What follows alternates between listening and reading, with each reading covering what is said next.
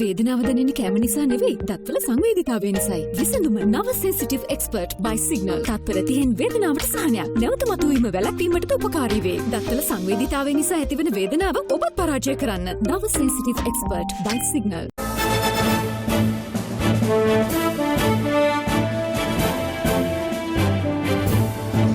ආයුබෝවන්. සියලු සමීක්ෂණ වාර්තා අනුව නැවතත් තහවුරු කළ ශ්‍රී ලංකාවේ අංක 1 ප්‍රවෘත්ති ප්‍රකාශය. පැත්තකියත් ඇත්ත කියන හිරු රාත්‍රී 9:55 ප්‍රධාන ප්‍රවෘත්ති ප්‍රකාශය සමගින් මම අමිල්නාත් මාසිංහගේ. මම ඉෂාරා දේවේන්ද්‍ර. මුලින්ම පුවත් සිරස්තල.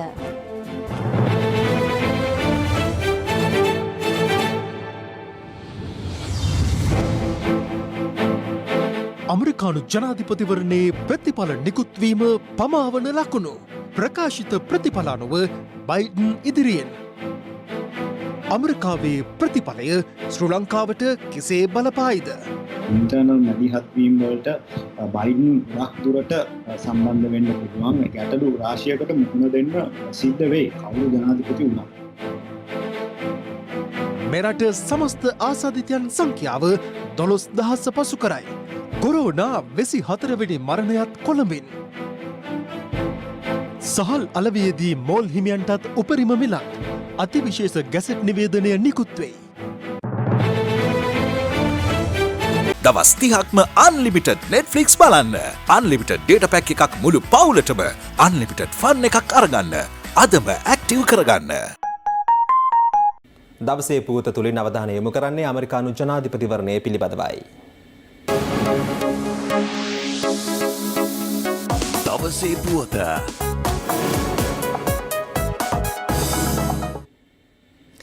අමරිකානු ජනාධිපතිවරණයේ අවසන් ප්‍රතිඵලය නිකුත්වීම තරමක් ප්‍රමාද වනු ඇති බවට මතපල වේ තිබෙනවා. ඡන්ද ගණන් කිරීමේ කටයුතු තවමත් සිදුවන අතර ප්‍රාන්ත 9ක ප්‍රතිඵල මෙතෙක් නිකුත් වී නැහැ. කෙසේ වෙතත් ජනාධිපති ඩොනල්ඩ් ට්‍රම්ප් සහ ප්‍රතිවාදී අපේක්ෂක ජෝ බයිඩන් අද ජනතාව හමුවේ අදහස් දක්වමින් සඳහන් කළේ මෙවර ජනාධිපතිවරණයෙන් ජය ලබන්නේ තමන් බවයි.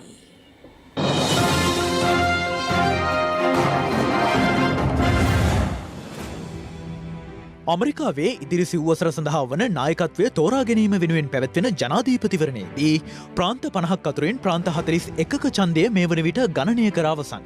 එම ප්‍රතිඵල අනුව ප්‍රාන්ත 23ක ජය හිමි වී ඇත්තේ රිපබ්ලිකන් පාක්ෂික වත්මන් ජනාධිපති ඩොනල්ඩ් ට්‍රම්ප්ටයි. ඩෙමොක්‍රැටික් පාක්ෂික ජෝ බයිඩන්ට එම ප්‍රාන්ත 41 අතුරින් හිමි වී ඇත්තේ ප්‍රාන්ත 16ක ජයක් පමණයි. කෙසේ වෙතත් ලොව සුපිරි බලවතා ලෙස සැලකෙන ඇමරිකා එක්සත් ජනපදයේ ජනාධිපතිවරයා තෝරාගන්නා මැතිවරණයේ තීරණාත්මක බලවේගය වන්නේ ඡන්ද විද්‍යාල පදනම් කරගත් ප්‍රතිඵලයයි. ඒ අනුව ජනාධිපතිවරණය ජයග්‍රහණය කිරීමට නම් ප්‍රාන්ත 50ක් පදනම් කරගත් ඡන්ද විද්‍යාල 538න් එක් අපේක්ෂකයෙකු ඡන්ද විද්‍යාල 270ක බහුතරයක් Taman සතු කරගත යුතු වෙනවා. ඒ අනුව ඡන්ද විද්‍යාල පදනම් කරගත් ක්‍රමවේදයේදී කැපී පෙනෙන බලපෑමක් සිදු කළ හැකි ප්‍රාන්ත ලෙස සැලකෙන කැලිෆෝනියා, වොෂින්ටන්, නිව්යෝර්ක් මෙන්ම ඉලිනොයි යන ප්‍රාන්තවල ජයග්‍රහණය තහවුරු කරගත්තේ ඩෙමොක්‍රැටික් අපේක්ෂක ජෝ බයිඩන් වීම විශේෂත්වයක්.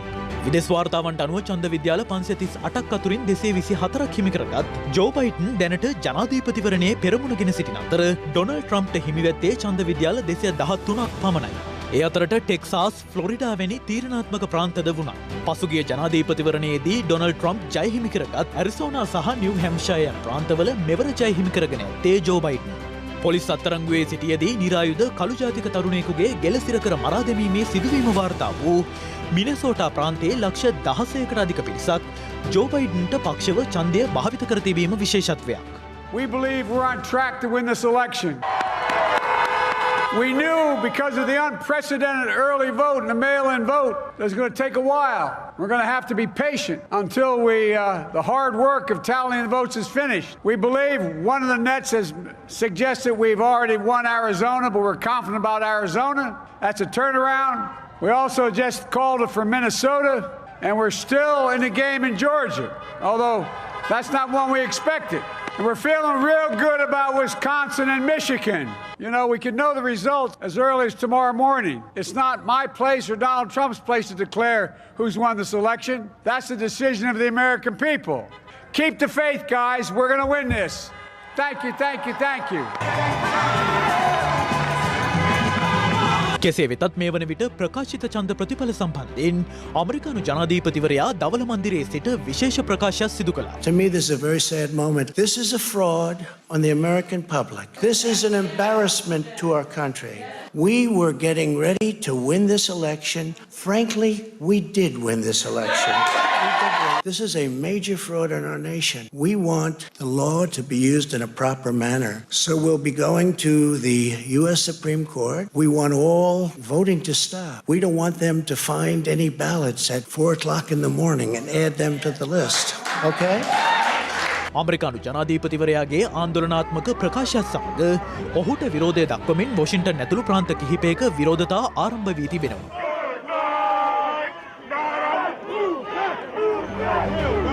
ලොවසු පිරිබලවතා තේරීම වෙනුවෙන් පැවැත්වෙන අමරිකානු ජනාධීපතිවරණයේ තවත් තීරණාත්මක ප්‍රාන්ත කිහිපයක් වන පෙනිසිල්වේනියා, මිචිගන් සහ ජෝර්ජියා ඇතුළු ප්‍රාන්ත 9ක ඡන්දය තවමත් ගණනය කර අවසන් නැහැ. එම ප්‍රාන්තවල මනාප මත අමරිකාවේ නව ජනාධීපතිවරයා කවුරුන්ද යන්න තීරණය වනු ඇති. කෙසේ වෙතත් ප්‍රතිඵල නිකුත්වීමට නියමිත ප්‍රාන්ත 9 අතුරින් ප්‍රාන්ත 5ක ජය ඩොනල්ඩ් ට්‍රම්ප්ට හිමිවනු ඇති බවට දේශපාලන විශ්ලේෂකයින් අනාවැකි පළ කරනවා. එසේ වුවහොත් මෙවර ජනාධීපතිවරණයෙන් ජය ලබන ඩොනල්ඩ් ට්‍රම්ප් යළිත් වරක් ජනාධීපති ධුරයට පත්වනු ඇති. මෙවර පැවති ජනාධීපතිවරණය ඉතිහාසගත වන්නේ ගෙවුණු සියවසක කාලයේදී අමරිකාවේ වැඩිම ප්‍රකාශිත ඡන්ද සංඛ්‍යාවක් සටහන් වන ජනාධීපතිවරණය ලෙසයි. යම් හේකින් ඩිමොක්‍රටික් අපේක්ෂක 77 හැවිරිදි ජෝ බයිඩන් අමරිකාවේ 46 වැනි ජනාධීපතිවරයා ලෙස තේරීපත් වූහොත් අමරිකානු ඉතිහාසයේ ජනපති ධූරයක දිවුරුම් දෙන වයස්ගතම පුද්ගලයා වන්නේ ඔහුයි. එසේම වසර 28කට පසු බලයේ සිටින ජනාධීපතිවරයෙකු පරදා ප්‍රතිවාදී අපේක්ෂකයෙකු ලබන ජයක් ලෙස එය ඉතිහාසයේ සටහන් වනු ඇති. මේ අතර අමරිකානු උපජනාධීපතිවරණය සඳහා තරඟවන්න ඉන්දිය සම්භවයක් සහිත ඩිමොක්‍රටික් අපේක්ෂක කමලා හැරිස්ට ජයග්‍රහණය ප්‍රාර්ථනා කරමින් ඇයගේ මව උපන් ඉන්දියාවේ තමිල්නාඩුහි වැසියන් පුද පූජා පවත්වන අයුරු විදෙස් මාධ්‍ය වාර්තා කළා. ලෝක දේශපාලනයට මෙන්ම ආර්ථිකයටද ඍජු බලපෑම් එල්ල කරන අමරිකානු ජනාධීපතිවරණය ශ්‍රී ලංකාව ඇතුළු ආසියානු කලාපයට කෙබඳු බලපෑමක් එල්ල කරයිද? ශ්‍රී ලංකාව වැනි රටකට ඩයස්පෝරාව විසින් ගෙන යන ගැටලු පිළිබඳ විශේෂ අවධානයක් බයිඩන් යොමු කරන්න පුළුවන්. ඒ වගේම ඉන්ටර්නල් මැදිහත් වීම වලට බයිඩන් ගොඩක් දුරට සම්බන්ධ වෙන්න පුළුවන්. ඒ ට්‍රම්ප්ගේ කාල සීමාවේ මෙවැනි ඉන්ටර්නල් ඉන්ටර්ෆියරන්ස් තිබුණේ නැහැ. මේ විදේශ ප්‍රතිපත්තිය සමබරව තබා ගන්න අපිට අවශ්‍යතාවය තිබුණත් ඔවුන් අපිට සමබරතාවය තබා ගන්න ලබා දෙයිද කියන ප්‍රශ්නේ තමයි අපි අහන්න ඕනේ. මම හිතන්නේ කවුරු ජනාධිපති ගැටලු රාශියකට මුහුණ දෙන්න සිද්ධ වෙයි. කෙසේ වෙතත් බලයට පත්වන ජනාධීපතිවරයාගේ ප්‍රමුඛ අවධානය අමරිකාව මුහුණ දී සිටින ගැටලු වෙත යොමු නැති බව මහාචාර්ය රොහාන් සමරජීව මහතා පෙන්වා දෙනවා.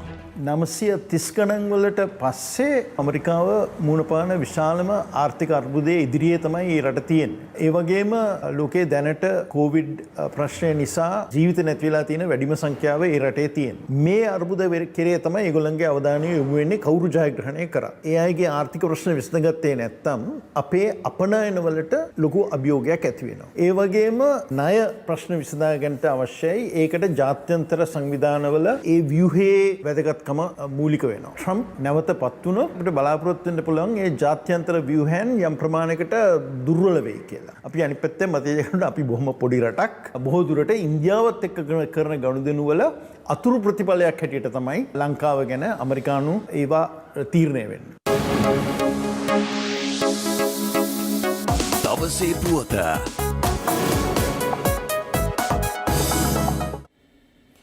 COVID-19 ආසාදනය වීමෙන් සිදු වූ 24 වන මරණය අද වාර්තා වුණා. මේ අතර මෙරටින් වාර්තා වන COVID-19 ආසාදිතයින් සංඛ්‍යාව අද 12000 සීමාව ඉක්මවා ගියා.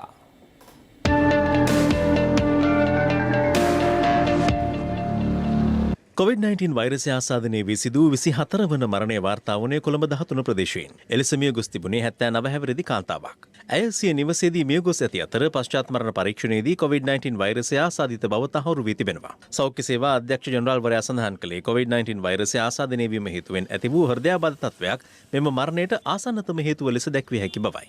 ජීවිතක්ෂරපත් කාන්තාවගේ අවසන් කටයුතු අද පසුරුවේ බොරැල්ල කනත්තේදී සිදු කළා.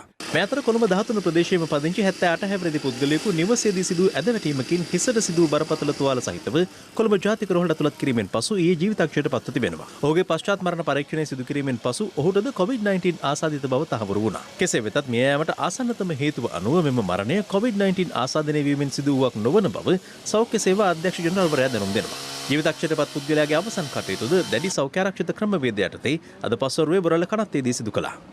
මිනුවන්ගොඩ සහ පෑලියගොඩ පොකුරෙන් අද COVID-19 ආසාදිතයන් 274 දෙනෙකු වාර්තා වූ අතර ඉන් 267 දෙනෙකු ආශ්‍රිතයින් වශයෙන් සහ 7 දෙනෙකු නිරෝධායන මධ්‍යස්ථානවලින් හඳුනාගෙන තිබෙනවා. මේ අතර මිනුවන්ගොඩ සහ පෑලියගොඩ පොකුරෙන් ඊයේ ආසාදිතයන් 409 දෙනෙකු වාර්තා වුණා. ඒ ආශ්‍රිතයන් 401 දෙනෙක් සහ නිරෝධායන මධ්‍යස්ථානවලින් 8 දෙනෙකු වශයෙන්. ඒ අනුව මිනුවන්ගොඩ සහ පෑලියගොඩ මත්ස්‍ය වෙළඳපොළ ආශ්‍රිත පොකුරෙන් මේ වන විට වාර්තා වන සමස්ත ආසාදිතයන් සංඛ්‍යාව 8540ක් දක්වා ඉහළ ගොස් තිබෙනවා. ඊයේ වාර්තා වූ ආසාදිතයන් අතරින් වැඩිම සංඛ්‍යාව වාර්තා වී තිබුණේ ගම්පහ දිස්ත්‍රික්කයෙන්. එය 146ක්. ඒ අතරින් 21ක් වූ වැඩිම ආසාදිතයන් සංඛ්‍යාව ජාල ප්‍රදේශයෙන් වාර්තා වී තිබුණා. මීගමුවෙන්ද ආසාදිතයන් 15 දෙනෙකු වාර්තා වී තිබෙනවා. කොළඹ දිස්ත්‍රික්කයෙන් ඊයේ වාර්තා වී තිබූ ආසාදිතයන් සංඛ්‍යාව 122ක්. ඒ අතරින් 20 දෙනෙක් කඩුවෙල ප්‍රදේශයෙන් වාර්තා වී තිබුණා. ග්‍රෑන්ඩ් පාස් ප්‍රදේශයෙන්ද ආසාදිතයන් 19 දෙනෙකු වාර්තා වී තිබෙනවා. ඊට අමතරව කළුතර දිස්ත්‍රික්කයෙන් 47ක්, ගාල්ල දිස්ත්‍රික්කයෙන් 19ක්, රත්නපුර දිස්ත්‍රික්කයෙන් 12ක්, කෑගල්ල දිස්ත්‍රික්කයෙන් 12ක් සහ කුරුණෑගල දිස්ත්‍රික්කයෙන් ආසාදිතයන් 7 දෙනෙකු ඊයේ වාර්තා වුණා. ඊයේ වාර්තා වෙච්ච නිවසේදී ශෝෂණ ආබාධ සහිතව මිය ගිය මගණ දෙක අපිට යම්කිසි විදියකින් ඉඟියක් ලබා දෙනවා. දැඩි අවදානමක් තියෙන ප්‍රදේශවල ඉන්න කෙනෙකුට ශෝෂණ ආබාධයක් එනවා නම් උණ කැස්ස සෙම්ප්‍රදේශයව උගිර අමාරු වගේ දෙයක් ඒ වගේ කෙනෙක් වහාම වෛද්‍ය ප්‍රතිකාර සඳහා යොමු වෙන්න ඕන. ඒකේ වැදගත්කම දේ තමයි ඒ වගේ රෝග ලක්ෂණ තියෙනවා නම් කෙනෙකුට පුළුවන් 1999 කියන දුරකථන අංකයට කතා කරලා වැඩි උපදෙස් ලබා ගන්න තමුන් කල යුත්තේ කුමක්ද කියලා. එහෙම නැත්නම් ප්‍රදේශයේ ඉන්න සෞඛ්‍ය වෛද්‍ය නිලධාරී එහෙම නැත්නම් මහජන සෞඛ්‍ය පරීක්ෂක මහත්තයාට තමුන්ගේ තියෙන රෝග ලක්ෂණ පිළිබඳ දැනුම් ගැනීම සුදුසුයි. යම් කිසි විදියකින් රෝහලට යනවා නම් තමුන්ගේම පෞද්ගලික ප්‍රවාහනය ක්‍රමයක් භාවිතා කරන එක ඉතාමත්ම වැදගත් වෙනවා. ඒ වගේම COVID-19 රෝගය කියන්නේ හංගන්න ඕන නැත්නම් පිළිකවල් කරන්න ඕන ලැජ්ජ වෙන්න ඕන රෝගයක් නෙවෙයි. මේ ලෝකේ රාජ්‍ය නායකයන්ට උනත් හැදිච්ච වෛරස් රෝගයක්. ඒ නිසා තමුන්ගේ රෝග ලක්ෂණ තියෙනවා නම් එහෙම නැත්නම් තමුන් COVID-19 රෝගී ආසාදිතෙක් ආශ්‍රය කරලා තමුන් ඒ රෝගයේ ආශ්‍රිතෙක් කියලා දන්නවා නම් එය සෞඛ්‍ය කාර්ය මණ්ඩලයට දන්වන්න. මේ අතර ආසාදිතයන් වාර්තා වීම සිතියම් ගත කිරීමේ අවශ්‍යතාව පිළිබඳව රාජ්‍ය වෛද්‍ය නිලධාරීන්ගේ සංගමය පෙන්වා දෙනවා. වාර්තා වෙන රෝගීන් ලංකාවේ එක සිතියමකට අරගෙන ඇයි පෙන්වන්න බැරි? දැන් අපි මාසයක් තිස්සේ මේක කියනවා. තාම වෙන්නේ නැහැ. මේකමයි අපි සිතියම දිහා බලන්නේ නෙමෙයි මේ යෝජනා කරන්නේ. සිතියම දිහා බලලා රටේ අවදානම කොහෙද තියෙන්නේ? කොයි ග්‍රාම නිලධාරී වසමේද? කොයි දිස්ත්‍රික්කයේද? කොයි පළාතේද? ඒකට ඒ පළාත් සම්බන්ධයෙන් ගත්ත තීරණ මොනවද? ඒ ග්‍රාම නිලධාරී වසම මොනවද හුදකලා කරන්න ඕනේ? මේ සියල්ලම තීරණය වෙන්නේ මේ දෛනිකව මේ සිතියම අප්ඩේට් වුණොත්. ඒක ශේෂ්ඨයේ ඉඳන්ම අප්ඩේට් කරන්න පුළුවන් නම් ඒක තමයි හොඳම විදිය. නමුත් අපි විශ්වාස කරනවා අනිවාර්යයෙන්ම මේ සතිය ඇතුළත මේ ක්‍රියාවලිය ඉවර විය යුතුයි. ඒ නිසා කනගාටුවෙන් වුණත් ඊයේ දවස්වල අපි විධායක සභාව තුළ මේ සම්බන්ධයෙන් කතා කළා. ඒ නිසා අපි තීරණය කළා මේ ක්‍රියාවලිය තවදුරටත් සිද්ධ වෙන්නේ නැත්තම් රජයේ වෛද්‍ය නිලධාරීන්ගේ සංගමයේ විදිහට මේ සෞඛ්‍ය අමාත්‍යාංශයේ තියෙන මේ තාක්ෂණික කමිටු වලට සක්‍රීය ලෙස දායකත්වය දැක්වීමෙන් අපි ඉවත් වෙන්න තීරණය කළා. මේ අතර බොරැල්ල පොලිස් ස්ථානයේ නිලධාරීන් 41 දෙනෙකුට COVID-19 වැළඳී ඇති බව තහවුරු වී තිබෙනවා. ඒ අනුව මීට පෙර හඳුනාගත් ආසාදිතයන් 15 දෙනාද සමග මේ වන විට බොරැල්ල පොලිස් ස්ථානයෙන් වාර්තා වී ඇති ආසාදිත නිලධාරීන් සංඛ්‍යාව 56ක්. පොලිස් විශේෂ කාර්ය බලකායේ 56 දෙනෙකුටද මේ වන විට COVID-19 වෛරසය වැළඳී ඇති බව තහවුරු වී තිබෙනවා.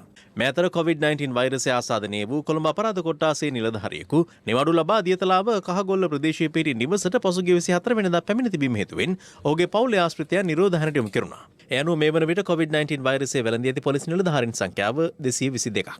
කෙසේ වෙතත් මේ පොලිස් නිලධාරීන් ආසාදිත බවට පත් වෙලා දිනෙන් දින සමහර වෙලාවට මේ සංඛ්‍යාව වැඩි වෙමින් පවතිනවා. එසේ වැඩි වන්නේ වෙන කිසිම හේතුවක් නිසා නෙමෙයි. ඔවුන් නිරෝධායන මධ්‍යස්ථානවල රඳවලා තියෙනවා. බැරැක්කවල නිරෝධායනයට ලක් කරලා තියෙනවා. ඔවුන් අතරින් කරන PCR පරීක්ෂණ මගින් තමයි මෙම නිලධාරීන් බිහි වෙන්නේ. එසේ නොමැතිව මාර්ගයේ රාජකාරී කරන පොලිස් ස්ථානවල රාජකාරී කරන නිලධාරීන්ගෙන් කිසිවෙකුගෙන් ආසාදිතයින් බිහි වෙන්නේ නැහැ. මේ අතර PCR පරීක්ෂණ වලින් COVID ආසාදිත බවට තහවුරු වූ කඳාන් ප්‍රදේශ වට පදිංචි 27 දෙනෙකු ප්‍රතිකාර සඳහා රැගෙන ගියා. ඊට අමතරව මෙම ප්‍රදේශයේ පදිංචි රාජගිරිය පොලිස් විශේෂ කාර්ය බලකා කඳවුරට අනුයුක්තව සේවය කරන 6 දෙනෙකුට COVID-19 ආසාදිත බවට තහවුරු වී තිබෙනවා. COVID ආසාදිතයෙකු හමු වූ බවට ලැබුණු පුවතක් සමග తాවකාලිකව වසා දැමූ ඉසුරුපාය හෙට සිට යලි විවෘත කරන බව අධ්‍යාපන අමාත්‍යාංශයේ ලේකම් මහාචාර්ය කපිල පෙරේරා මහතා පවසනවා.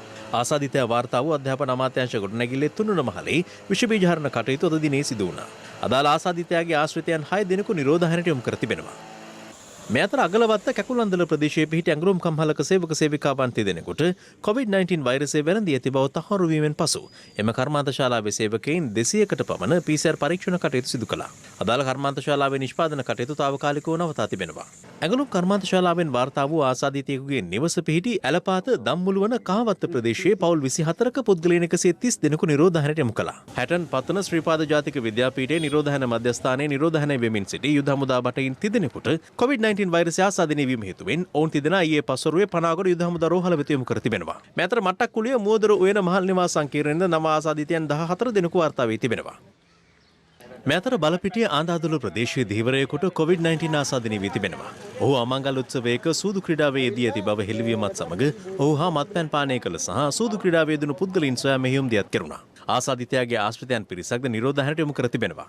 පෑලියගොඩින් මාළුගෙනවිත් පොතුහැර කුඩුම්බුව ප්‍රදේශයේ ව්‍යාපාර කළ පුද්ගලයෙක් ඇතුළුව ඔහුගේ පවුලේ සමාජිකයන් සිව් දෙනෙකුට COVID-19 වෛරසය ආසාදනය වීම හේතුවෙන් ඔවුන් 10 දිනිය නිරෝධායන මධ්‍යස්ථානයට යොමු කර තිබෙනවා. එම පවුලේ සමාජිකයන් ගොස් තිබූ පොතුහැර කුඩුම්බුව රාජ්‍ය බැංකුවක උගස් මධ්‍යස්ථානයේ කළමනාකරණයකටද COVID-19 වැළඳී තිබෙනවා.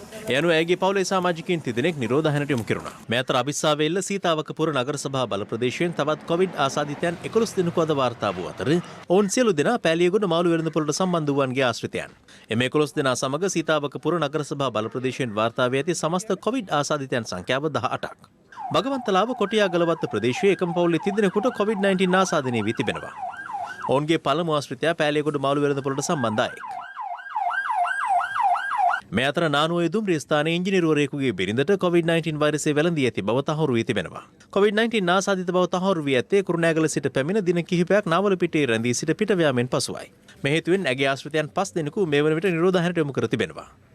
මේ අතර මස්කෙලිය බ්‍රවුන්ලෝ වතුයායේ මීට පෙර හඳුනාගත් COVID-19 ආසාදිතයෙකුගේ නිවසේ පැවති දානමය පින්කමකට සහභාගී වූ දෙදෙනෙකුට වෛරසය වැළඳී ඇති බව තහවුරු වුණා. පසුගියදා ඇහැලියගොඩ ප්‍රදේශයෙන් වාර්තා වූ COVID ආසාදිතයින්ගේ ආශ්‍රිතයන්ට සිදු කළ PCR පරීක්ෂණ අනුව අද තවත් ආසාදිතයන් 8 දෙනෙකු හඳුනා ගැනුණා. ඔවුන් පෑලියගොඩ මාළු වෙළඳපොළට සම්බන්ධ ආසාදිතයන්ගේ ආශ්‍රිතයන්. අද හඳුනාගත් ආසාදිතයන් අතරින් කාන්තාවක් ප්‍රදේශයේ සුපිරි වෙළඳසැලක මුදල් ආයකැමි ලෙස කටයුතු කර තිබෙනවා. මේ අතර ආර්ථික මධ්‍යස්ථාන දීවර වරාය ඇතුළු විවිධ ස්ථාන ආශ්‍රිතව අදත් PCR පරීක්ෂණ සිදු කෙරුණා.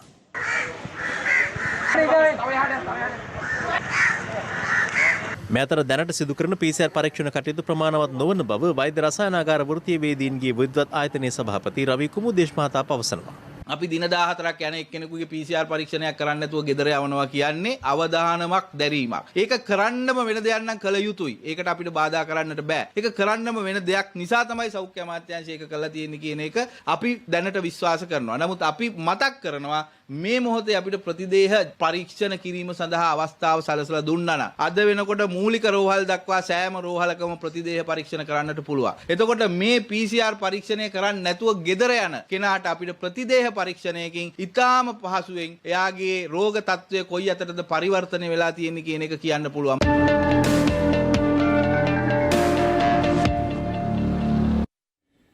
මේ අතර තවත් COVID-19 ආසාදිතයින් 169ක් වාර්තා වී තිබෙනවා.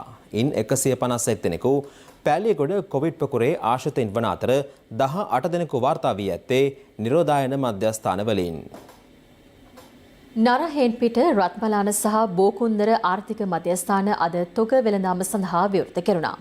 ඒ අනුව නිසි සෞඛ්‍ය උපදෙස් පිළිපදමින් ආර්ථික මධ්‍යස්ථාන වෙත පැමිණෙන ලෙස බලධාරීන් ජනතාවගෙන් ඉල්ලා සිටිනවා. මේ අතර සහල් නිෂ්පාදකයන්ට හෝ මෝල් හිමියන්ට සහල් අලවේදී උපරිම මිලක් නියම කරමින් අතිවිශේෂ ගැසට් නිවේදනයක් නිකුත් කර තිබෙනවා. තොගවෙළඳාම සඳහා විවෘත කරනු පිටකොටුව 4 වන හරස්වේදියේ තොගවෙළඳ සැල්වල කටයුතු නිරීක්ෂණය කිරීම සඳහා අමාත්‍ය බන්දුල ගුණවර්ධන සහ බස්නාහිර පළාත් ජ්‍යෙෂ්ඨ නියෝජ්‍ය පොලිස්පති දේශබන්දු තෙන්නකෝන් මහතා ඇතුළු පිරිසක් අද එහි නිරීක්ෂණ චාරිකාවකට එක්වුණා.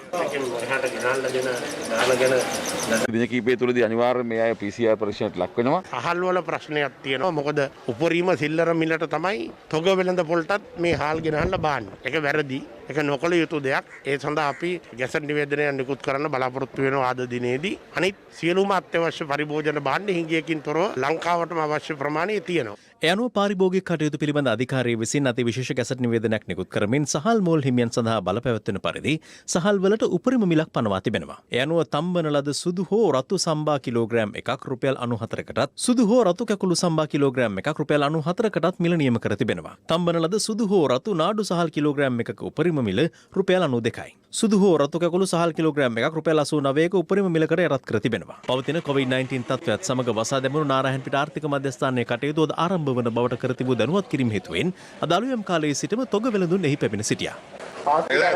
බොරුවට බිල් දා ලොරිත් දාගෙන වාහන දාගෙන වගිර වෙන්න ඕනේ නැහැ නේ. ඉතින් ඉපදේ. ඔයාලටම ලේසියට තමයි මේ කරන්නේ. ඔය තමයි අපිට පැක් එකේ බිල් දාගන්න ඕනේ මේ ඉන්න ඔක්කොම මිනිසුන්ට. ඊට පස්සේ රටක් ගන්න කරන්නේ.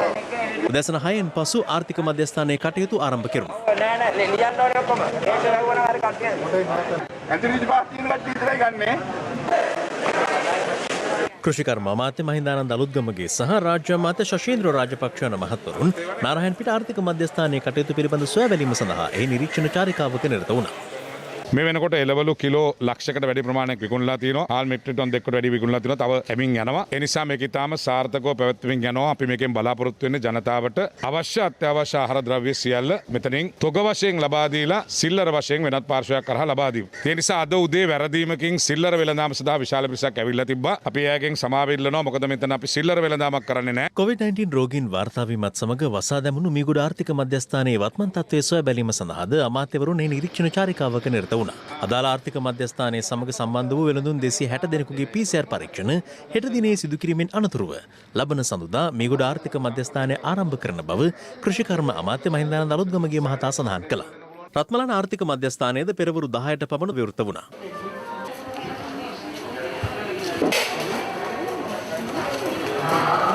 අදාළ මධ්‍යස්ථානයට පැමිණෙන පුද්ගලයන් නිසි සෞඛ්‍ය ආරක්ෂිත ක්‍රමවේද අනුගමනය කරමින් පැමිණ සිටි අතර ඒ සම්බන්ධයෙන් ආරක්ෂක අංශවල අධීක්ෂණයට ලක්වන අයුරු දක්නට ලැබුණා. වැලිසර ආර්ථික මධ්‍යස්ථානයේද තොග වෙළඳාම් කටයුතු ලබන සඳුදා ආරම්භ කරන බව කෘෂිකර්ම අමාත්‍යාංශය පවසනවා.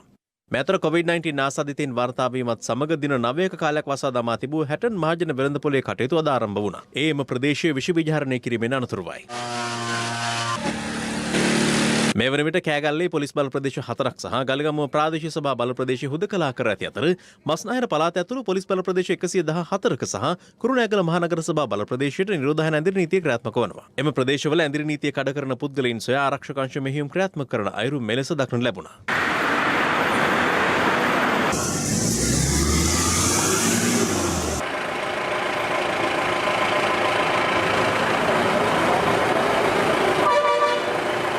මේ වන විට හුදකලා කර ඇති හිම්මාතගම පොලිස් බල ප්‍රදේශයේ ආසාදිතයන් කිහිප දෙනෙකු වාර්තා වූ ප්‍රදේශයකට ලොරි රථයකින් පැමිණ එළවලු අලෙවි කරමින් සිටි තිදෙනෙකු ආපසු හරවා යැවීමට ප්‍රදේශවාසීන් කටයුතු කළා. අත්‍යවශ්‍ය සේවා පූර්ව ප්‍රදර්ශනය කරමින් කොච්චිකඩේ පෝර්තුවට පොලිස් මාර්ග බාධකයේ අසලදී අනනොතකා ධාවනය කිරීමට උත්සාහ කළ වෑන් රථ දෙකක් සහ මෝටර රථයක් පරීක්ෂා කිරීමේදී ඒ තිබී මත්පැන් බෝතල් තුගයක් කොච්චිකඩේ පොලිස් නිලධාරීන් සිය බහරට ගෙන තිබෙනවා. මෙතර COVID-19 පැතිරීම වැළැක්වීමේ අරමුණින් නිකුත් කර ඇති සෞඛ්‍ය මාර්ගෝපදේශ නිසි ආකාරයෙන් ක්‍රියාත්මක වන්නේද යන සොයා බැලීම සඳහා ප්‍රදේශීය බහර මහජන සෞඛ්‍ය පරීක්ෂකවරුන් අම්බලන්තොට නගරයේ විශේෂ සෝදිසි මෙහෙයුමක් දියත් කළා. අහන්නේද කතන්දර නැහැ. දැන් තියෙන්නේ මොකද්ද? ආයතනයේ විසින් ඒ කටයුතු වල අන්තිම ගන්න ඕනේ. ඇඳිරි නීතිය පවතින ප්‍රදේශවල අද දින උදෑසන 6න් අවසන් වූ පැය 24 තුළ පුද්ගලයන් 220ක් පමණ අත්අඩංගුවටගෙන තිබෙනවා. මේ දක්වා අත්අඩංගුවටගත් පුද්ගලයන් සංඛ්‍යාව 2200ක් පමණ වෙනවා ඔක්තෝබර් 4 වෙනිදා ඉඳලා. ඒ වගේම වාහන 340කට ආසන්න සංඛ්‍යාවක් අපි පොලිස් භාරයටගෙන තිබෙනවා. පසුගිය පැය 24 කාලය තුළ වාහන 31ක් පොලිස් භාරයටගෙන තිබෙනවා. මුහුණුවාවර දුරස්ථභාවයෙන් එම රීතීන් වලට පටහැනිව කටයුතු කළ පුද්ගලයන් 75 දෙනෙක් පමණ අත්අඩංගුවට ගැනීමට හැකියාව ලැබී තිබෙනවා. මේ අතර COVID-19 වසංගතය රට පුරා ව්‍යාප්ත වීම පාලනය කරමින් තම දිස්ත්‍රික්ක ආරක්ෂා කිරීමට ගත හැකි උපරිම ක්‍රියාමාර්ග ගැනීමටත් ආර්ථික මට්ටම සහ ජන ජීවිතය අඛණ්ඩව පවත්වාගෙන යාමටත් අවශ්‍ය තීන්දුව తీරන ගැනීමට දිස්ත්‍රික් ලේකම්වරුන්ට සහ දිස්ත්‍රික් සම්බන්ධීකරණ කමිටු සභාපතිවරුන්ට බලය පවරා තිබෙනවා. ආර්ථික පුනර්ජීවය හා දරිද්‍රතාව තුරන් කිරීම සඳහා වන ජනාධිපති කාර්ය සාධක බලකාය සභාපති බැසිල් රාජපක්ෂ මහතා ඊයේ පැවති සාකච්ඡාවකදී අවධාරණය කළේ කෘෂි කර්මාන්තයට අමතරව කර්මාන්ත පවත්වාගෙන යාම, සෞඛ්‍ය ප්‍රවාහන හා දේවර කටයුතු ආදී අත්‍යවශ්‍ය කටයුතු අඛණ්ඩව පවත්වාගෙන යාමට කටයුතු කළ යුතු බවයි. කොළඹ දිස්ත්‍රික් ලේකම් ප්‍රදීප් යසරත්න මහතා සඳහන් කළේ කොළඹ දිස්ත්‍රික්කයේ තුල නිරෝධායනය වන පවුල් සඳහා වේලි ආහාර ලබා දීමේ වැඩසටහන මේ වන විට අවසන් අදියරේ පවතින බවයි. මේ සඳහා මිලියන 75ක මුදලක් මහා භාණ්ඩාගාරය විසින් ලබා දීලා තිබ්බා. ඒවා ප්‍රාදේශීය ලේකම්වරු හරහා පවුල් 5800කට පමණ මේ වෙනකොට යොමු කිරීමට අවශ්‍ය කටයුතු කළ තිබෙනවා. මේ අතර රජයේ රෝහල් සායන වලින් ප්‍රතිකාර ගන්නා රෝගීන්ට තැපැල් සේවය සමග ඒකාබද්ධව නිවසටම ඖෂධ ලබා දීමේ වැඩපිළිවෙල හෙට සිට යලි ආරම්භ කරන බව සෞඛ්‍ය සේවා අධ්‍යක්ෂ ජනරාල් අසිල ගුණවර්ධන මහතා සඳහන් කළා. ඒ අනුව ඖෂධ ලබා දීම සිදු කෙරෙන්නේ මාසකට ප්‍රමාණවත් ඖෂධ තමන් සතු නොමැති රෝගීන් වෙතයි. දරිද්‍රතා ආධාර ලබා දීමේ කටයුතු වලින් තැපැල් දෙපාර්තමේන්තු කාර්ය මණ්ඩලයේ බැහැරවීම හේතුවෙන් ශ්‍රී ලංකා යුද හමුදාව සහ පොලිසියේ සහයෝගය ඇතිව කොළඹ බල ප්‍රදේශයේ තැපැල් හා උපතැපැල් කාර්යාල 18කදී ප්‍රතිලාභින් 13000කට ගෙවීම් සිදු කරන බව කොළඹ මහනගර සභාව දැනුම් දෙනවා. සෞඛ්‍ය උපමානයන්ට යටත්ව ටෙලිනාට්‍ය රෝගත කිරීම සඳහා සෞඛ්‍ය සේවා අධ්‍යක්ෂ ජනරාල්වරයා අවසර ලබා දී තිබේදී සෞඛ්‍ය අංශ අදාළ කටයුතු වලට බාධා එල්ල කරන බව පවසමින් ශ්‍රී ලංකා විද්‍යුත් විකාශකයන්ගේ සංගමය ජනමාධ්‍ය අමාත්‍ය කෙහෙලි රඹුකැල්ල මහතා වෙත ලිපියක් යොමු කර තිබෙනවා. එමගින් ඔවුන් අවධාරණය කර ඇත්තේ දැනට විකාශය වන ටෙලිනාට්‍ය රෝගත කිරීම නතර කිරීමෙන් ඒ සඳහා ඍජුව දායක වී ඇති ශිල්පීන් 4500කගේ පමණ රැකියා අහිමි වනු ඇති බවයි. COVID-19 හමුවේ රට සාමාන්‍ය තත්ත්වයට පත් කරන්නට නම් ජනතාව සෞඛ්‍ය පුරුදු සම්බන්ධයෙන් නිසි ලෙස දැනුවත් විය යුතු බව ජනාධිපති ගෝඨාභය රාජපක්ෂ මහතා පවසනවා. ජනාධිපති ලේකම් කාර්යාලයේ අද පැවති සාකච්ඡාවකට එක්වමින් ජනාධිපතිවරයා මේ බව සඳහන් කළා. කොවිඩ් මර්ධනයට සහයවීම සඳහා තොරතුරු හා සංනිවේදන තාක්ෂණ නියෝජිත ආයතනයේ මඟ පෙන්වීමෙන් සැකසුණු සුවෙන් සිටමු ඩිජිටල් ව්‍යාපෘතිය ජනාධිපති ගෝඨාභය රාජපක්ෂ මහතාට හඳුන්වා දීම අද සිදු කෙරුණා. ඒ ජනාධිපතිවරයාගේ ප්‍රධානත්වයෙන් කොවිඩ් මර්ධන කාර්යසාධන බලකාය ජනාධිපති කාර්යාලයේදී රැස් වූ අවස්ථාවේදී නර්ස් කෙනෙකුට ඇයි හැදෙන්නේ නැත්තේ? ඒගොල්ලෝ වැඩිමත් කොවිඩ් අයත් එක්ක හිටියා හැදෙන්නේ නැත්තේ ඇයි කියන එක. ඉතින් මේක තමයි ඉන්සිස් කරන්න ඕන. හරි විදියට මාස්ක් එක දාගන්න එක, හෝදන එක, ඩිස්ටන්සින් තියාගන්න එක, ඊට අමතරව උණක් හැදුණු ගමන්ම ඒකට ප්‍රිකෝෂන්ස් ගන්න. මේ රට දුවන්න නම් මෙන්න මේවා කරගන්න කියන එක ඒක හරියට තාම මිනිස්සු අතරට ගිහිල්ලා නැහැ. කර්ෆියු දැම්මොත් තමයි ගෙදර ඉන්නේ. එහෙම නැත්නම් එකක්වත් කරන්නේ නැහැ. මම ගෙදර ඉඳලා මෙහාට එනකොට ඇඹුල් දෙනිය හන්දියෙන් එනවා. හැමදාම එතන කඩයක් තියෙනවා බත් පැකට් විකුණන. ඊළඟට ඉන්නවා ඉන්දියාප්ප ආප්ප හදලා විකුණන එක. ඊළඟට ඉන්නවා අර වඩේ හරහා මේවා විකුණන කඩයක් තියෙනවා. එළවලු කඩයක් තියෙනවා, මස් කඩයක් තියෙනවා, මාළු කඩයක් තියෙනවා. චූන් පාන් මිනිහෙක් ඉන්නවා. ෂෝට් ඊට්ස් හදලා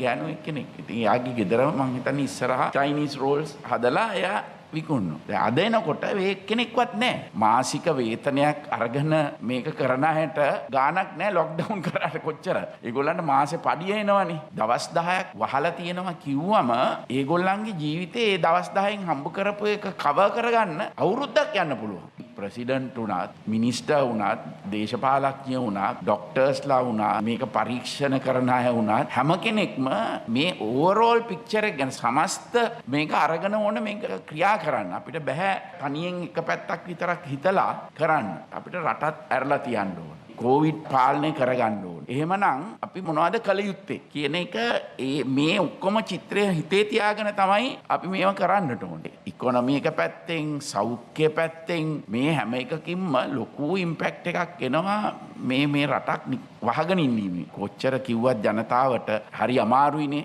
මේක කරවන්න. කීප දෙනෙක් හරි ඉන්නවනේ මේක පිළිපදින්නේ නැති. ඉතින් ඒක අපි කොහොමද සුපර්වයිස් කරන්නේ? ටෙස්ටිං ටික කරලා, හරියට ට්‍රේසිං ටික කරලා, මේගොල්ලන්ව ක්වොරන්ටයින් කරන එක හරි විදියට කරලා ජනතාව දැනුවත් කරොත් මේවා තමයි ඔයගොල්ලෝ පිළිපදින්න ඕනේ කියන එක. ඒකට අපිට පුළුවන් මේ රට ඇරලා සාමාන්‍ය ඒවා ඉස්කෝලා අරින්න මේවා ටික කරගන්න පුළුවන්. ඒක තමයි ඉතින් අපේ ඉලක්කය විය යුත්තේ. රට තුළ පවතින කොවිඩ් ව්‍යාප්තිය සම්බන්ධයෙන් පූජ්‍ය පක්ෂය සහ පක්ෂ විපක්ෂ දේශපාලනඥයින් මෙලෙස අදහස් පළ කළා. කොච්චර වැඩකාරයෝ විද්වතුන් වියතුන් ඉන්නවා කියලා ඡන්දය අරගෙන ආවත් අපිට දැන් පේනවා මේ වැඩ කටයුතු සියල්ලම අසාර්ථක වෙලා තියෙනවා. ඊටාත්ම බැරෑරුම් ලෙස මේ ආර්ථිකය කඩාගෙන වැටලා තියෙනවා. අද අපිට තිබ්බ ප්‍රධාන ආදායම් මාර්ග තුනම එන හිටලා තියෙනවා. මේක අපිට විතරක් නෙවෙයි. මේක මුළු ලෝකෙටම මුණ දෙන්න වෙලා තියෙන ප්‍රශ්න. ඒ නිසා අපි අමාරුවෙන් තමයි ඉන්නේ. ඒ ආර්ථිකයේ කඩා වැටීමේ වේදනාව මේ රටේ සාමාන්‍ය ජනතාවට නොදන්නවා. මේ රට ශීඝ්‍ර සංවර්ධනයකට අරගෙන යන්න අපි කටයුතු කරමු. අද සෞඛ්‍ය ඇමතුමිය පිරිත් පැන් ටිකක් ගිහිල්ලා ගඟට හැලුවෝ කියලා එතනින් මේ රෝගය සුව වෙන්නේ නැහැ. ඒ මදිවට විහාර මහදේවියටත් අවමාන කරන විදිහේ කටයුතු කරන්න අද පවිත්‍රා දේවිය ඊ타ත්ම ලැජ්ජාසහගත වැඩ කරනවා. කරුණාකරලා අපි කියනවා විහාර මහදේවියක් නොවි අඩු ගන්නේ තමන්ගේ ඇමතිකමේ ගෞරවයක් තියාගන්න. මානසික සුවය සඳහා තමයි බෝධි පූජා පවත්වන්නේ පිරිත් කියන්නේ. ඒක ඉතින් කුවක කමින් පිරිච්ච විපක්ෂ දේශපාලඥයෝ ඒක හැල්ලුවට ලක් කරනවා නම් මේක විශාලාමාල නුවරක් වෙනවා දකින්න තමයි උන්ට උමනාව තියෙන්නේ. කොරෝනා උවදුර සමාජගත වෙලා නැහැ කියලා කිව්වට ආණ්ඩුව කොච්චර අද අපිට පේනවා සමාජගත වෙලා කියලා. අද ජනතාව ඉතා විශාල පීඩනයකින් ඉන්නේ. මම ආණ්ඩුවෙන් ඉල්ලා සිටිනවා ජනතාවට උදව් කරන්න. මේ රෝගය සමාජගත වෙලා කියන මතය රටේ ජනතාව අතරට යවලා එයින් සිංගිති ආතල් එකක් ලබා ගැනීම බලාපොරොත්තු තමයි මේ අය කටයුතු කරන්නේ. මේ රෝගයෙන් පළවෙනි රැල්ල නිර්මාණය වෙනකොට තිබිච්ච තත්ත්වයට වඩා අද තත්ත්ව වෙනස්. පළවෙනි අදිර දෙවෙනි අදිර කියලා නෙමෙයි මේ අපේ අවශ්‍යතාවට මේව කරගත්තට. මේව කලින් ඉඳලා මේ අවධානය තිබුණා. ඒක අපි දැනුවත් කරා. මේක දේශපාලන විදිහට ගන්න එපා. මේක දේශපාලන ගාව ගන්නත් එපා. අපි ඇත්ත සිද්ධියත් ඇත්ත தත්ත කියන්නේ. හරියට සිස්ටම් එකක් දාලා ඒක කරන්න ඕන කියලා තමයි අපි රජෙන් ඉල්ලීමක් කරන්නේ. ලෝකයේ ප්‍රවණතාවයක් තියෙනවා දෙවෙනි තුන්වෙනි රැල්ල ගොඩනැගෙන්නේ වෙනත් විදිහකට. ඒ බෝවීමේ ප්‍රවණතාවය ඉතාමත්ම වැඩි. ඒ නිසා සෞඛ්‍ය අංශ පැහැදිලිව ඒ සම්බන්ධව ගත යුතු ක්‍රියාමාර්ග ගන්නවා. හැබැයි සමස්තයක් හැටියට ගත්තාම 10000 12000 පැන්නට පස්සේ සාමාන්‍ය සුපුරුදු විදිහට අර 1000ක් ඉන්න වගේ වැඩ කරන්න බෑ. මහා මැතිවරණය පවත්වා ගැනීමේ උවමනාව 20 වෙනි සංශෝධනය කියන මේ උවමනාව මේ කියන දේශපාලන උවමනාවන් ඉදිරියට තබාගෙන මේ රෝගී තත්ත්වය ජනතාවගෙන් ඈත් කරන්න ආණ්ඩුව හිතාමතාම කටයුතු කරන්නට යෙදුණා. ලෝක බැංකුවෙන් ලැබී තිබෙනවා ඩොලර් මිලියන 167ක් කොරෝනා වෛරස උවදුර දුරු කිරීම සඳහා අදාළ යන්ත්‍ර සූත්‍ර ආදී පහසුකම් සපයා ගන්නයි මේ මුදල ලංකාණ්ඩුවට දෙන්න තීරණය කරලා තියෙන්නේ. සෞඛ්‍ය බලධාරීන් අදාළ කිසිවක් ඉටු කරලා නැහැ. මාස 6කට වැඩි කාලයක් ගත වෙලා තියෙනවා. දැනගන්නට ලැබී තිබෙන ආකාරයෙන් ඒ මුදල අවලංගු වෙන ස්වරූපයක් තියෙන්නේ. මේ විදියට උපකරණ මිලදී නොගත්තේ තම තමන්ගේ සාක්කු වලට කොමිස් මුදල් දාගන්න බැරි කම නිසාද? වෙන වෙනම චලනය වන තල තුනක් විටමින් E හා කුමාරිකා සහිත නිසා ඉතා සමීප හා සුසිනිදු රැවුල බෑමක්. ඔබත් අදම බිග් ෆ්ලෙක්ස් 3 සමග ප්‍රොෆෙෂනල් ෂේව් එකක් අත්විඳින්න. අතුණු ලකේ නම හොබවන රට පුරාම රසගෙන යන අවුලේ සෑම රස කර කන මාතර ෆ්‍රීල නූඩල්ස් ටේස්ට් එකේ ට්‍රස්ට් එක. ලයිෆ් බොයි ෂැම්පූල ඇති කිරි ප්‍රෝටින් සහ මල්ටිවිටමින් හිසකෙස් මුල සිට පෝෂණය කර ශක්තිමත් කරයි. ලයිෆ් බොයි ෂැම්පූ ඔයත් ශක්තිමත්. සේෆ්ගාඩ් හෑන්ඩ් සැනිටයිසර් නවතම නිෂ්පාදන පෙළ නීරෝගිමත් දිවියකට.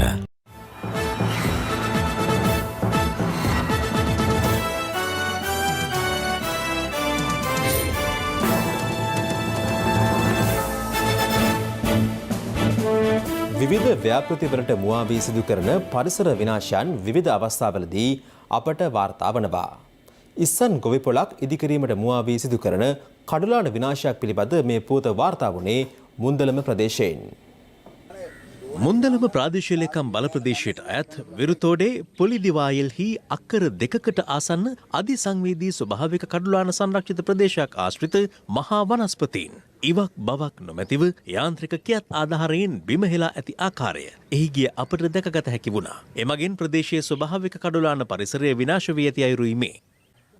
ප්‍රදේශයේ ධනවත් ව්‍යාපාරිකයෙකුගේ උපදෙස් මත ඉස්සන් පොකුණු ඉදිකිරීමේ මුවාවෙන් මෙම දැවැන්ත පරිසර සංහාරය සිදු කර ඇති බවටයි ප්‍රදේශවාසීන් චෝදනා කරන්නේ. මෙම වන සංහාරය සම්බන්ධයෙන් සොයා බැලිය යුතු රාජ්‍ය නිලධාරීන් මුනිවත රැකීම බරපතල ගැටලු සහගත තත්ත්වයක් බව ප්‍රදේශවාසීන් පවසනවා. අධික වර්ෂා සමයන් වලදී ඇතිවන ගම් වතුර ආපදා මැඩ පැවැත්වීමට මෙම කඩුලාන පරිසරයෙන් හිමිව ඇත්තේ මනා පිටිවහලක්. මෙම ස්වභාවික කඩුලාන සම්පත වැනසීම හේතුවෙන් නුදුරේදී උග්‍ර පාරිසරික ගැටලු පැන නැගීමේ අවදානමක් ඇති බවට ප්‍රදේශවාසීන් චෝදනා කරනවා. ඔය වගේ විනාශයක් කරන්නේ දේශපාලන බලපෑම් අනුව අනිවාර්යයෙන්. මැෂින් දාලා කපනකොට නිලධාරි දන්නෙත් නැද්ද? ග්‍රාම සේවක දන්න ගන්නවා අනිවාර්යයෙන්. එතකොට දේශපාලන කට්ටිය ඒ කට්ටිය සම්පූර්ණ දන්නවා විස්තර. ඒ දැනගෙන තමයි මේ වැඩේ කරන්නේ. මේ අතර වන සංරක්ෂණ දෙපාර්තමේන්තුවට අයත් හලාවත අඹ කඳවිල ප්‍රදේශයේ හෙක්ටයාර 40ක ප්‍රදේශයක පිහිටි කඩුලාන වන රක්ෂිතයට කිසියම් පිරිසක් හානි කර ඇති බව වයඹ හඬ පරිසර සංවිධානය චෝදනා කරනවා. මේ ඉස්සෝ ව්‍යාපාරය ව්‍යාප්ත කිරීමේ අදහසින් තමයි මේ කඩොලාන විනාශය සිද්ධ වෙන්නේ. සින්නක්කර ඉඩම් වල කඩොලාන සාක විනාශ වෙන බවක් පේනවා. තව පැත්තකින් බදු ඉඩම් වල කඩොලාන සාකේ විනාශ කරන බවක් පේනවා. වන සංරක්ෂණ දෙපාර්තමේන්තුවට යටත්ව තියෙන භූමි භාගයන්හිත් මේ කියන කඩොලාන විනාශය සිද්ධ වෙන බව පේනවා. මෙම වන විනාශය සම්බන්ධයෙන් මේ වන විට බැකෝ යන්ත්‍රයක් සමග පුද්ගලයින් දෙදෙනෙක් හලාවත බීට්ටු වන නිලධාරීන් විසින් අත්අඩංගුවට ගතද පරිසර සංවිධාන චෝදනා කරන්නේ. මේ සම්බන්ධයෙන් රජයේ අවධානය ප්‍රමාණවත් නොවන බවයි.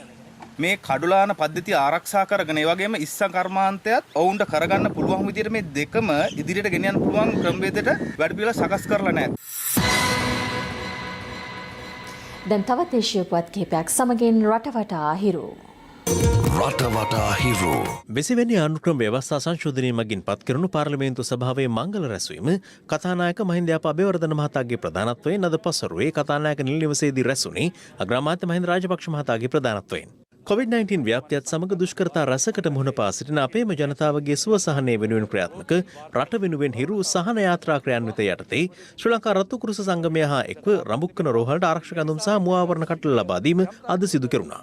මේ අතර වරකපොළ මූලික රෝහලේ කාර්ය මණ්ඩලයේ වෙතද ආරක්ෂක ඇඳුම් සහ මුවාවරණ කට්ටල ලබා දුන්නා. මා ඉතාමත් ස්තුතිවන්ත වෙනවා හිරු මාධ්‍ය ජාලයටත් රතු කුරුස සමාජයටත් මේ කරන්න වූ සත්කාරයට. නාතන්ඩි උඩුබද්දාව ප්‍රධාන මාර්ගයේ දුන්කන්නාව ප්‍රදේශයේදී ත්‍රිරෝද රථයක් මෝටර රථයකට සිදු අනතුරින් කාන්තාවක් මිය ගොස් තවත් පුද්ගලයන් දෙදෙනෙකු බරපතල තුවාල ලබා මාරවෙල මූලික රෝහලට ඇතුළත් කර ඇති අතර එම අනතුර CCTV කැමරාවක සටහන්ව තිබුණේ මෙලෙසින්. පානදුර වෙරළ තීරයට ගොඩගැසූ තල්මසුන් යලි සාගරය වෙත මුදා හැරීමේ මෙහෙයුම් ශ්‍රී ලංකා නාවික හමුදාව සහ වෙරළ ආරක්ෂක දෙපාර්තමේන්තුව එක්ව තවදුරටත් සිදු කරමින් සිටිනවා. කෙසේ වෙතත් අද තවත් තල්මසුන් දෙදෙනෙක් සහ ඩොල්ෆින් මත්ස්‍යයෙක් මිය ගොස් තිබුණා. රටවටා හිරු.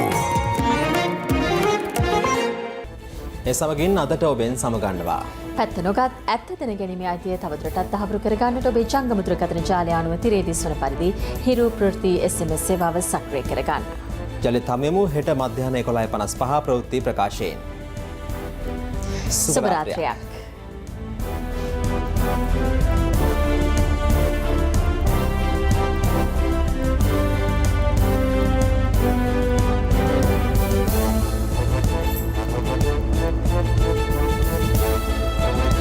සිග්නල් ස්ට්‍රෝං ටීත් මයික්‍රෝකැල්සියම් සහ ප්‍රෝ ෆ්ලෝරයිඩ් සංයෝගය දත් ශක්තිමත් කරයි. LB